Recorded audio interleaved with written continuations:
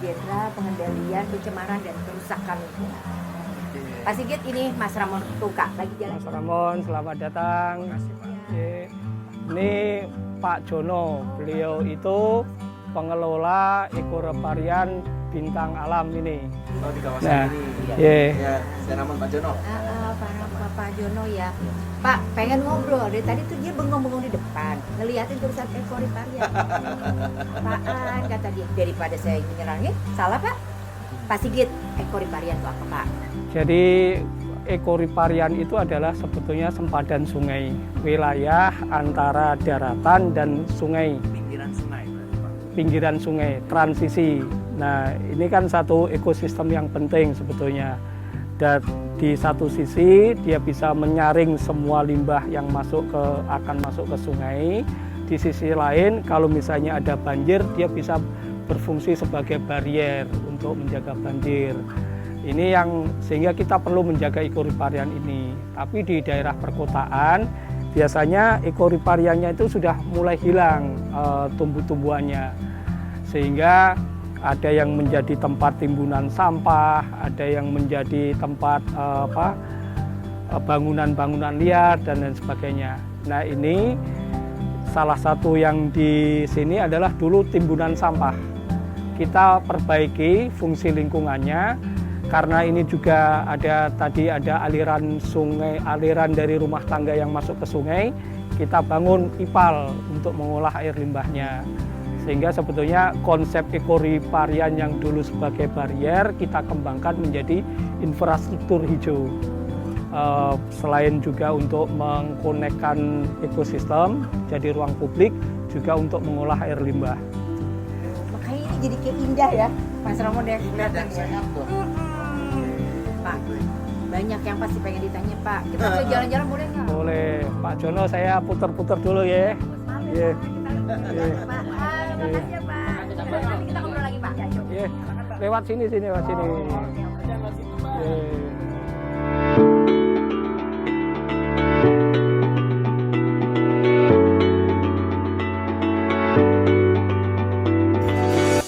Apa nih urusannya dengan ekoreparian nih Pak?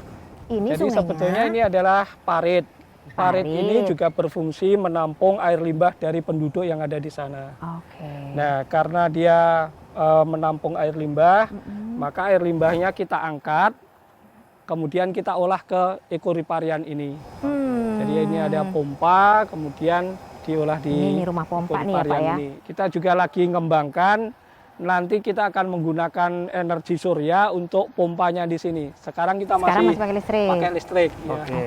Sudah ada surya panel 3000 watt sebetulnya, tapi hanya untuk penerangan saja.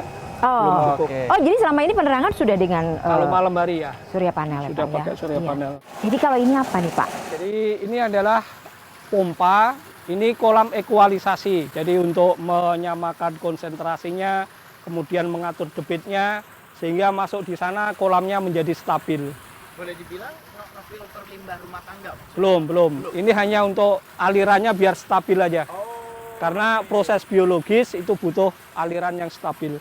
Nggak boleh Nggak terlalu fluktuatif. bergejolak. Ya. Harus tenang hatinya gitu loh. Jadi ini prosesnya baru di sini. Ini adalah di dalamnya ada semacam yang udara itu dibuat menjadi gelembung-gelembung kecil untuk menghidupkan mikroorganisme di sini. Itu ya Pak ya, busa-busa Ya, itu ya. betul. Mikroorganisme itulah yang akan memakan polutan bahan organik yang ada di sini. Jadi sepanjang sana digunakan udara untuk menghidupkan mikroorganisme, memberikan makanan, dan makanannya mikroorganisme adalah limbahnya. Nah, ini Justru kuman-kuman yang di dalam limbah itu dimakan ternyata Mas. Ini berlangsung berapa lama Pak biasanya? ini 24 jam. 24 jam? 24 jam. Lalu Ya. mesinnya, artinya kan kita juga harus mikirin usia mesin, perawatan, maintenance-nya gimana? Ya, kalau sebetulnya pompa-pompanya kan ada di luar. Yang ada kan cuma lubang-lubang kecil untuk nanobubble itu. Nah, dia relatif tidak memerlukan perawatan yang sering karena lumpurnya nanti sebetulnya dibawa ke sana. yang mikroorganisme yang tumbuh tadi akan terbawa ke aliran di sana. Terbawa ya. Terbawa karena ini kan dari bawah ininya aliran udaranya. Dia sekaligus untuk floating, untuk mengambangkan mikroorganisme kemudian dibawa ke sana. Ini salah satu sebetulnya yang keuntungannya kita menggunakan nanobubble itu. Selain dia ada metode lagi kan sebetulnya yang pakai activated sludge yang ada di sini gitu. Tapi itu lumpur yang dihasilkan terlalu banyak sehingga agak kesulitan bagi komunitas untuk memeliharanya. Kayak jacuzzi ya? Iya. Mau coba Mbak Nuka? Enggak, ya loh. Saya enggak. Nah, ini tadi kan ada mikroorganisme yang udah mulai menggumpal. Nah, baru diendapkan di sini. Lumpur tadi. Betul. Diendapkan ke sini. Sekaligus kita menggunakan kontrol. Ini udah bagus belum dengan menggunakan ikan-ikan ini. Jadi ikan ini bukan hiasan? Bukan? Jadi bukan Hiasan sekaligus untuk kontrol. Ini beracun atau tidak gitu. Kalau dia hidup, Berarti dia tidak beracun lagi gitu. Daripada kita ngambil sampel kimia setiap hari kan mahal. Kita menggunakan indikator biologis untuk ngecek. ikannya bisa dimakan, Pak? Oh, bisa. Mau nyoba? Cuma dari sana kan air limbah dari kakus sama ini. Oh, malah lebih cepat gendut, Oh Pak. iya. Nah, kalau yang ini yang terakhir, pengendapan terakhir ya, finalnya ya. Ketika udah tenang begini apa nih Pak? Enggak, sebetulnya kalau ini kan mengendapkan dulu, lumpur-lumpurnya banyak, sehingga dia untuk keluar-keluar, biar lumpurnya juga nggak banyak di sini, maka dipisahkan menjadi dua gitu aja.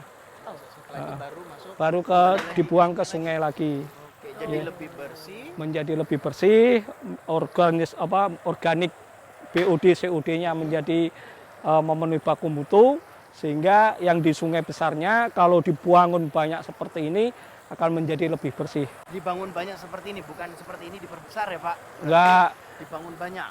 ya karena konsepnya kalau diperbesar itu akan yang mengelola nggak komunitas lagi. Oke. Kalau kecil-kecil di banyak yang mengelola adalah komunitas. Jadi Ya, selain memajukan ekonomi sirkular juga, betul. manfaat sosial, manfaat Iya, ekonomi, betul. ekosistemnya juga sehat ya Pak? Betul. Ini bisa nongkrong kan di sini? Nah, kalau bayangkan, kalau di sepanjang sungai banyak yang tempat nongkrong seperti ini, sungai akan kembali menjadi pusat peradaban lagi. Bersih. Saya tuh pengen loh dari dulu ngebayangin, sungai juga menjadi salah satu alternatif moda transportasi Pak. Oh ya, Harusnya Indonesia bisa ya, Pak ya? bisa.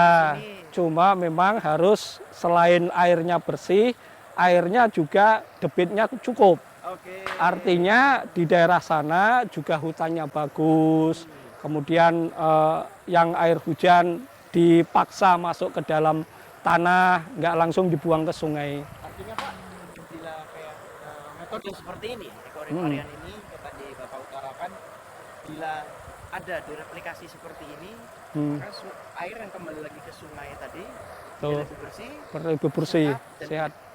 konsumennya juga sehat juga dampaknya ya Pak? Iya, Oke. karena sebagian besar sungai kan digunakan PDAM. Nah, Kalau sekarang itu biaya untuk ngolah air untuk air minum kita sangat mahal karena untuk BOD, COD, TSS. Tapi kalau semuanya bersih, maka sebetulnya biaya pengolahan air untuk air minum kita juga murah.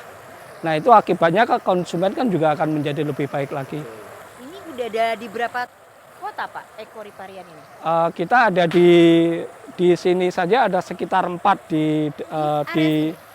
di area Kerawang ada 3. Kita ada di Bandung, kita ada di Indramayu, kemudian kita juga ada beberapa di Danau Toba, kemudian di Danau Batur kita juga punya. Kita perlu nih kayaknya lihat juga Iya. nih Mas Ramon kapan-kapan.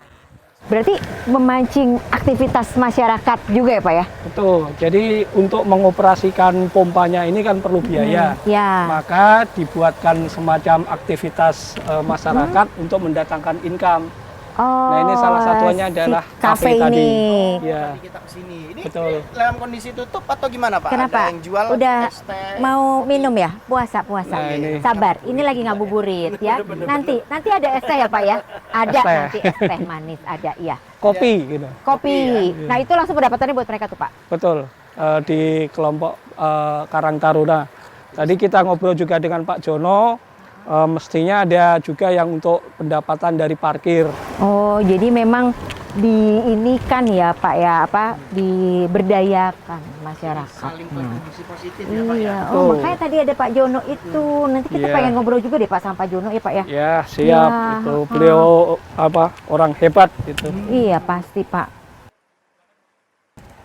Ibu lagi ngapain? Lagi bersihin tanaman ini. Oh, Kunyit buat kunyit. jamu, ya. Bu, sering ngerjain kayak gini. Ya, Ngobrol dulu lah ya Bu ya sebentar iya, ya Bu iya, ya. iya. Ha-ha. Apa ini Mbak tadi? Kunyit. kunyit.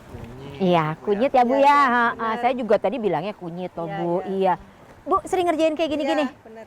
Nggak sering? Sering. Oh, Tiap hari. emang tugas-tugas Ibu Iya, juga. iya. Tapi Aman. dapat pendapatan dong Bu. Alhamdulillah dapat ya. Dapat ya Bu ya. Iya, iya. Banyak yang beli. Alhamdulillah Ada banyak, ya, aja. ada aja. Apalagi lagi pandemi Bu. Ya, benar. Tahu nggak, Bu? Obat. Kemarin waktu di pandemi ya Mas ya. Semua orang pada kehilangan kerjaan. Ibu nggak kehilangan kayaknya. Alhamdulillah. Nggak kehilangan. Pendapatan tetap masuk. Masuk. Tapi berat nggak sih Bu ngerjain kayak gini? Enggak, kalau kita dengan hati ikhlas sama itu kan sambil Oh. ibadah gitu. Jadi alhamdulillah lah. Tapi Bu, dengar-dengar tadi katanya ini dulu bekas tempat sampah ya Bu. Iya, benar. Tapi sejak jadi begini, Alhamdulillah. oh berarti ternyata Mas Ramon manfaatnya bukan cuma untuk lingkungan sehat, pendapatan, ya Alhamdulillah, pekerjaannya ada. Ada, Iya Bu, silakan diterusin. Saya mau ngajak Mas Ramon Oh, nyari iya, es teh iya, manis ya Bu. iya. Makasih ya Bu. Monggo, monggo, Sehat ya. terus ya Bu. Ya, Ya Ibu, assalamualaikum.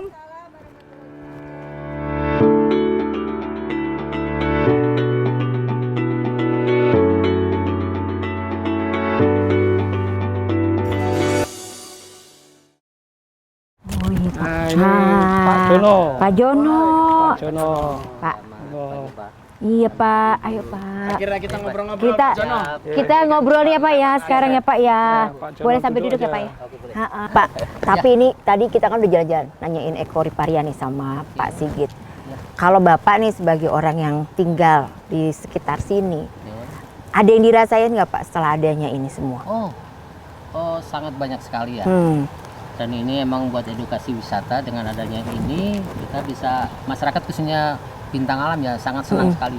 Dan kalau hari Minggu ini buat senam Ibu sebelum puasa itu senam. Di mana? Di itu Area Pak, itu ya, tempat Pak, yang ya. Saya mapping blok itu. Hmm. Jadi banyak dan kalau malam kafe ini emang berfungsi. Cuman kalau bulan puasanya agak sepi ya. Iya tentu ya Pak ya. Itu Ha-ha. karena emang Jadi, puasa. Udah nyariin es teh manis soalnya Pak, kan masih tutup katanya Nanti tadi sore, ya. Pak. Iya. Oh iya. Jadi memang buat penduduk sendiri Iya. memang ini terasa. Puasa. Apa memang selain daripada tadi Bapak bilang edukasi, terus ini bisa dijadiin tempat untuk senam, ada faktor ekonomi biasanya kan Pak? Ada nggak? Ada sih ya. Ada Kemarin juga.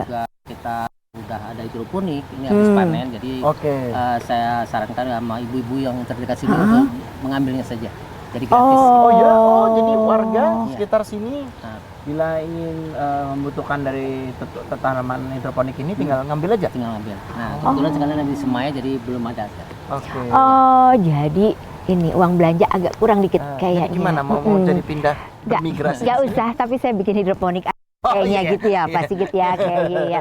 Tapi apa Pak Sigit kalau ngelihat kayak gini berarti kan memang program-program seperti ini sebetulnya punya dampak langsung ya ke masyarakat ya Pak ya. Jadi sebetulnya memang ada penguatan di masyarakat, kemudian ada upaya perbaikan lingkungan.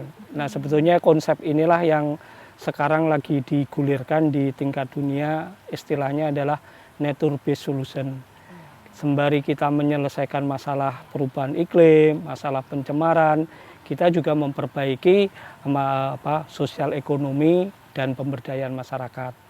Sekaligus sebetulnya salah satu tujuannya adalah yang tadi ekoriparian itu juga membangun koridor habitat flora faunanya gitu.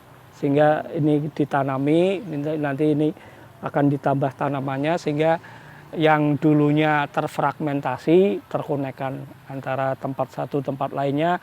Jadi kalau misalnya ada hewan mau migrasi rumahnya di situ, tempat dia bertelur di situ masih bisa melewati koridor habitat itu. Artinya terintegrasi juga semuanya ya Pak ya? Betul.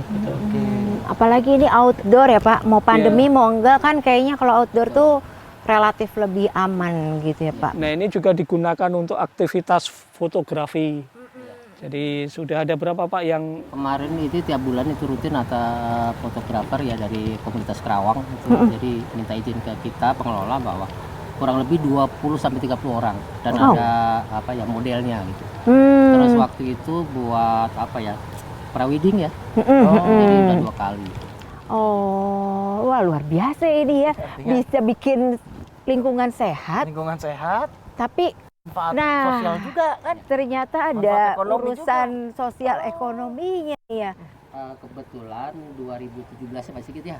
Itu disurvei selama beberapa tahun baru direalisasi ini, jadi alhamdulillah.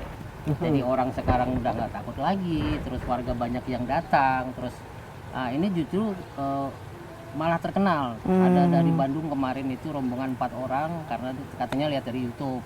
Kalau memang dulu ini adalah tempat pembuangan sampah berarti ya Pak ya. Ketika dialihfungsikan menjadi ekoparien seperti ini, lalu pembuangan sampahnya bergeser.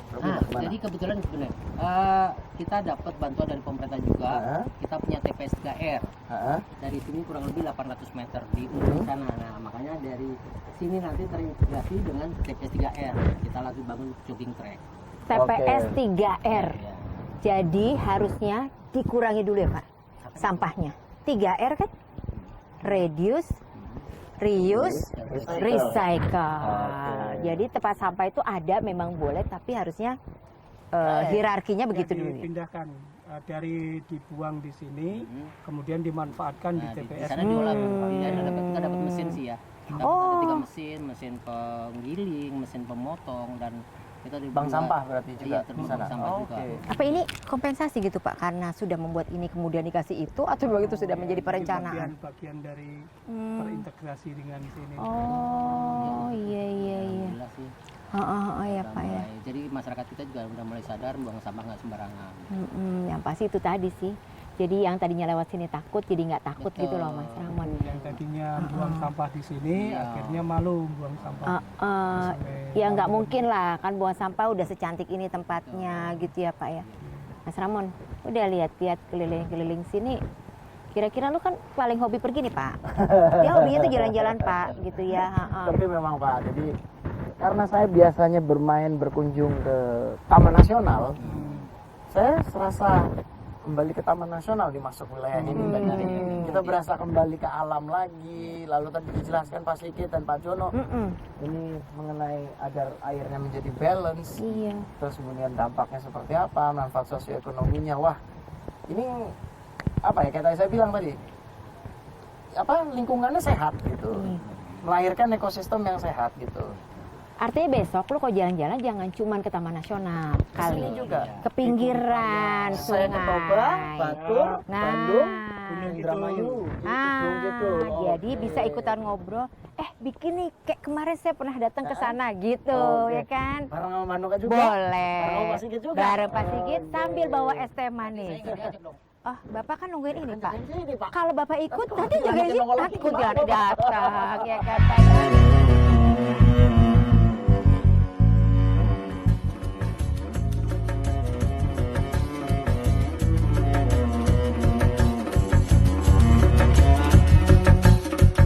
Ini kita udah mau makin sore, udah mau gelap, ya Pak.